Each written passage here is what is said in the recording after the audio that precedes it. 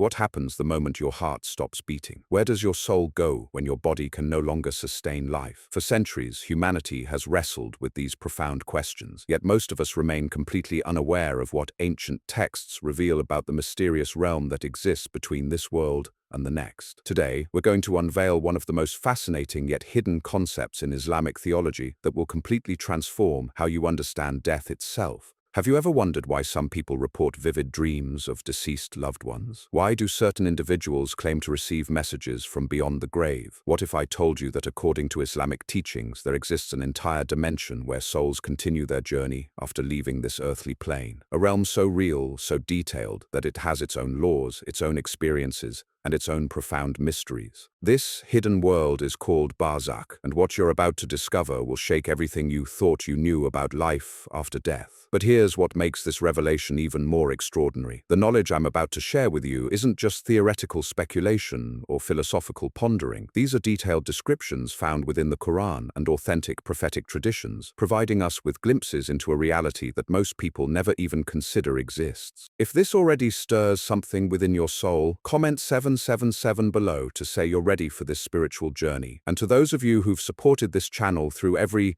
like and every share, your presence fuels our mission to uncover these sacred truths. May you be richly blessed as we embark on this profound exploration together. Now listen closely, because what we're about to uncover isn't just ancient wisdom. It's a roadmap for understanding what awaits every single one of us beyond the veil of death. The word Barzakh itself appears in the Quran, yet millions of believers have never truly grasped its significance. It's mentioned in ways that hint at mysteries so profound that scholars have spent lifetimes attempting to unlock their meanings. But what exactly is Barzakh? The Arabic word literally means barrier or partition, representing the intermediate state between death and the day of resurrection. Think of it as a waiting room between worlds. But unlike any waiting room you've ever imagined, this is a realm where consciousness continues, where souls experience either comfort or torment based on their earthly deeds, and where time itself operates according to different laws. Picture this for a moment. When someone dies, their body returns to dust, but their soul doesn't simply vanish into nothingness. Instead,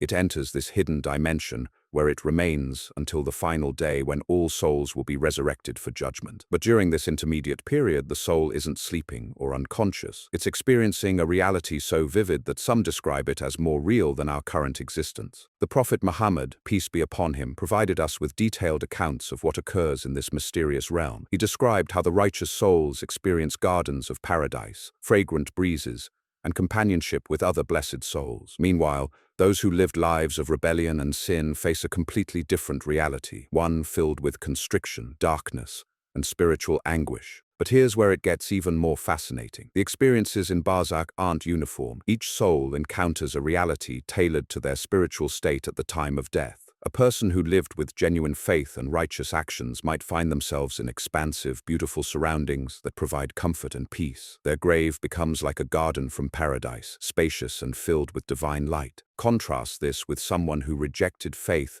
and lived a life of cruelty and injustice. Their experience in Barzakh becomes constrictive and terrifying. The grave presses in upon them, and they face the consequences of their choices in ways that our earthly minds can barely comprehend. This isn't arbitrary punishment, but rather the natural result of spiritual laws that govern existence itself. What makes this concept even more intriguing is how it explains phenomena that people experience in our world. Have you ever wondered why certain places feel haunted, or why some individuals claim to sense the presence of deceased relatives? According to these teachings, the barrier between our world and Barzakh isn't completely impermeable. Under certain conditions, interactions can occur that bridge these dimensions. The souls in Barzakh retain their consciousness and memories. They're aware of their previous earthly existence and can even be affected by the prayers and charitable acts performed by their living relatives. This explains the Islamic practice of making supplications for deceased loved ones and giving charity on their behalf. These acts can actually reach the souls in Barzakh and provide them with spiritual benefit. Think about the implications of this reality. Every action we take in this life doesn't just affect our immediate circumstances, but shapes our experience in this intermediate realm. The kindness we show, the prayers we offer, the injustices we commit, and the faith we cultivate all become part of our spiritual profile that determines our state in Barzakh. But there's something else that makes this realm particularly mysterious. Time operates differently in Barzakh. What might feel like moments to a soul there could correspond to years in our earthly timeline. This explains why some people report dreams where deceased relatives appear to be living full lives in another dimension, seemingly unaffected by the passage of earthly time. The Quran describes this barrier in terms that suggest it's not just a place but a state of being. It's mentioned in the context of souls being prevented from returning to earthly life once they've entered this realm, indicating that crossing into Barzakh represents a permanent transition from one mode of existence to another. What's particularly striking is how this concept addresses one of humanity's deepest fears, the fear of annihilation after death. Rather than consciousness simply ending with the last heartbeat, Islamic teachings present a continuation of awareness in a different form of existence. Death becomes not an ending, but a transition, a doorway from one realm to another. As we delve deeper into this hidden world, we begin to understand that our current life takes on entirely new significance. Every moment becomes an opportunity to shape our experience in that intermediate realm. Every choice we make echoes into dimensions we cannot yet perceive but will one day inhabit. The knowledge of Barzakh transforms how we view both life and death, revealing that our existence extends far beyond the boundaries of our physical bodies and into realms that operate according to spiritual rather than material laws. Consider the profound implications of what happens during those first moments after death. According to Islamic teachings, the transition into Barzakh doesn't occur gradually. It's immediate and decisive. The moment the soul separates from the body, it enters this intermediate realm where its first encounter is with questioning angels known as Munkar and Nakir. These aren't ordinary questions, they're spiritual examinations that reveal the true state of the soul's faith and understanding. The soul is asked about its Lord, its religion, and its prophet. But here's what makes this so remarkable. The answers don't come from memorized responses or intellectual knowledge. They emerge from the depth of genuine belief and spiritual connection that was cultivated during earthly life. For those who lived with sincere faith, these questions feel natural and the answers flow effortlessly. Their grave expands, becoming spacious and filled with light from paradise. Sweet fragrances fill their space, and they're shown their place in the gardens of the hereafter. But for those whose faith was superficial or non-existent, these same questions become sources of confusion and terror. They struggle to respond, and their burial place becomes constricted, pressing upon them from all sides. What's fascinating is how this process reveals the true nature of spiritual development. You can't fake your way through this examination. All the pretense, all the social masks we wear in earthly life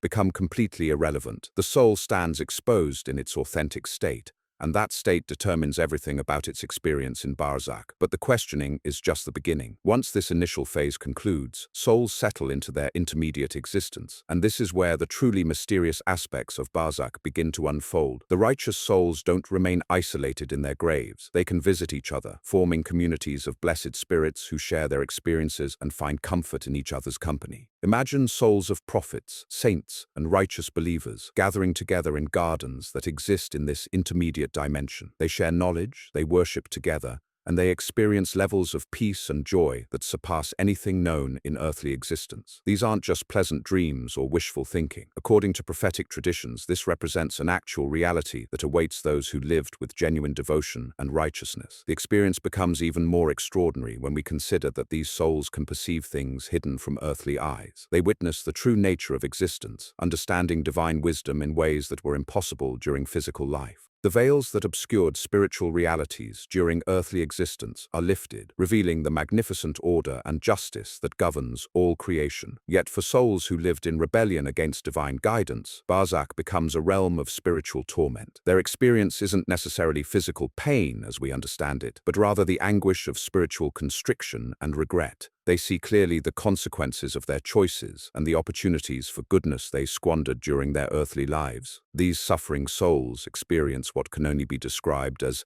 spiritual claustrophobia. Their space becomes cramped and oppressive, and they're shown previews of the punishment awaiting them on the day of judgment. But even this suffering serves a purpose within divine justice, as it begins the process of accountability that will culminate in the final reckoning. Here's something that will absolutely amaze you. The souls in Barzakh maintain connections to the living world in ways most people never realize. When you visit the grave of a deceased person, that soul is actually aware of your presence. When you recite Quran near their resting place, or make supplications for them, they receive spiritual benefit from those acts. This explains why Islamic tradition emphasizes visiting graves not as morbid fascination, but as acts of benefit for both the living and the deceased. The living are reminded of their own mortality and the importance of preparing for the hereafter, while the deceased receive comfort and spiritual assistance through the prayers and remembrance of those who loved them. The connection goes even deeper. Charitable acts performed on behalf of the deceased can reach them in barzakh, improving their spiritual condition. A person might donate to feed the poor, build a well, or support Islamic education, dedicating the reward of these actions to a deceased parent or loved one. That spiritual reward actually reaches the soul in barzakh, providing them with divine mercy and blessing. But perhaps the most stunning aspect of barzakh is how it challenges our understanding of time and space. Souls in this realm